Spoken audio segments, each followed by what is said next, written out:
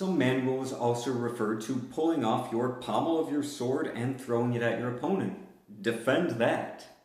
I will. So as far as I know, that only comes from the Gladiatoria manual, which is a 15th century manual that was contemporary with Wallerstein and Lichtenhauer.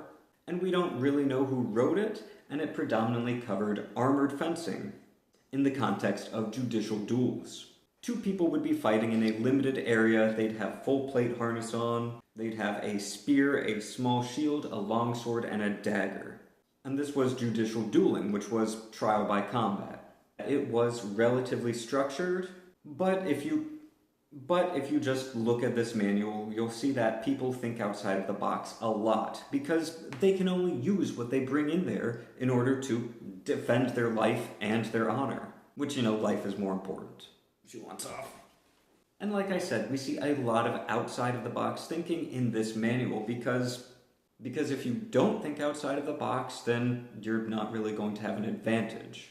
And one thing that probably anybody with actual combat training can tell you is you want to have any unfair advantage that you have.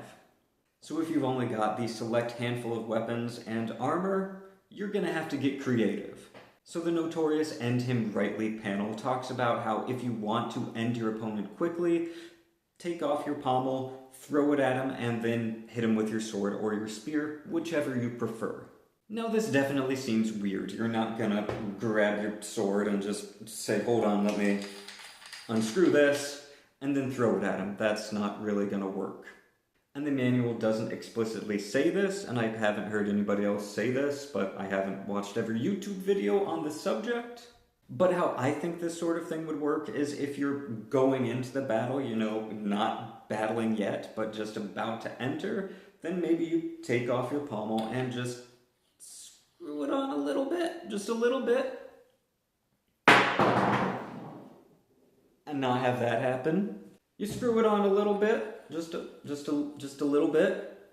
And then when the time comes, you're ready to fight, you draw your sword, they draw their sword, and then you take it off, throw it at them, and most people would instinctively flinch if they get something thrown at them, or you're going to hit them and that's going to disorient them. Either way, it's possible that would distract them in long enough for you to charge with your sword or your spear, whichever you prefer. And this is kind of a Hail Mary approach because then your sword doesn't have a pommel, so it wouldn't be as useful as a sword, depending on how well it's wedged into the guard, or the hilt. And there's absolutely no guarantee that a tiny piece of steel thrown at them is going to distract them at all.